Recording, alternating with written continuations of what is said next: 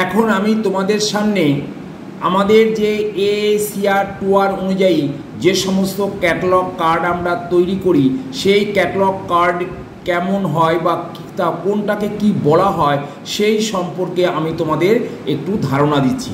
অর্থাৎ আমরা হেডিং দিয়েছি স্কেলিটন অফ ক্যাটালগ কার্ড। তাহলে এই ক্যাটালগ কার্ডের প্রথমের সাইজটা বলবো। এবার দৈর্ঘ্য এবং প্রস্থ হচ্ছে এখানে দৈর্ঘ্য হবে 12.5 সেন্টিমিটার আর প্রস্থ হবে 7.5 সেন্টিমিটার বা 7.5 সেন্টিমিটার অ্যান্ড 12.5 সেন্টিমিটার। তাহলে এইটা গেল কার্ডের সাইজ। এবং এই কার্ডের আকৃতি তোমার প্রথমে বাঁদিক থেকে দুটো প্যারালালি ইন্ডেনশন বা নির্দেশ রেখা থাকবে। প্রথম লাইনটাকে বলা হয় ফার্স্ট ইন্ডেনশন, দ্বিতীয় লাইনটাকে বলা হয় সেকেন্ড ইন্ডেনশন। এবং দেখো আমি একটা ইমাজিনারি লাইন টেনে দিয়েছি, সেটাকে বলা হয় থার্ড ইন্ডেনশন বা ইমাজিনারি থার্ড ইন্ডেনশন, কাল্পনিক। এটাকে ডট ডট দিয়ে তোমাদের আইডেন্টিফাই করেছি। তাহলে এটা হলো লেফট হ্যান্ড সাইড থেকে যে তিনটে দাগ আমি দেখাচ্ছি, দুটো একদম পার্মানেন্ট আর একটা হচ্ছে ইমাজিনারি, কল্পনা করে নিতে হবে। তাহলে এই যে দেখো প্রথমে আমরা যে কার্ডের প্রথম থেকে যে ফার্স্ট ইন্ডেনশন যে গ্যাপটা এটা 2 মিলিমিটার, তারপর পরের 1 থেকে 1 মিলিমিটার, তার এবার 2 থেকে 3 1 মিলিমিটার, এবং ওপরেও দেখো তার উপরে যে আমরা ভার্টিক্যালি যে লাইনটা টেনেছি এটাও এগুলো রেড কালার দিয়ে আমি তোমাদের বোঝাবার চেষ্টা করেছি। এটাকে বলা হয় হরাইজন্টাল লাইন, আর এটাকে হচ্ছে পাশেরটাকে প্রথমটা যেটা বললাম সেটা হচ্ছে ভার্টিক্যাল। তাহলে হরাইজন্টাল লাইনের যে গ্যাপটা সেটাও কিন্তু 2 সেন্টিমিটার থাকবে এখানে। তাহলে আমরা যখন ক্যাটালগ কার্ড তৈরি করব, নিচে দেখো একটা হোল মতো দেওয়া আছে যেটা ক্যাটালগ ক্যাবিনেটে আমরা কোনো রডের সাহায্যে আটকে রাখি যাতে কার্ডগুলো এলোমেলো না হয়ে যায়। তাহলে এইবার দেখো যে এই যে আমরা ওপরের যে হরাইজন্টাল লাইনটা টেনেছি তার উপর দিয়ে আমরা অ্যাক্সেস পয়েন্ট বা বইয়ের যিনি মেন অথর তার নামটা ওখান দিয়ে লিখি।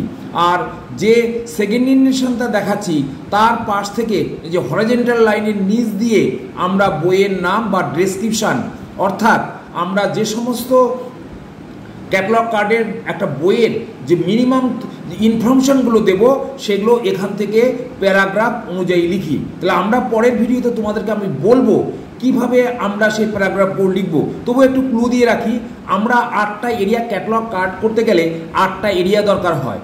Title and statement of responsibility 1 number, 2 number হচ্ছে edition, 3 number material or type of publication specific details, 4 number publication and distribution, আর 5 নম্বর হচ্ছে ফিজিক্যাল ডেসক্রিপশন, 6 নম্বর হচ্ছে সিরিজ, 7 নম্বর হচ্ছে নোটস, 8 নম্বর হচ্ছে ISBN অ্যান্ড প্রাইস।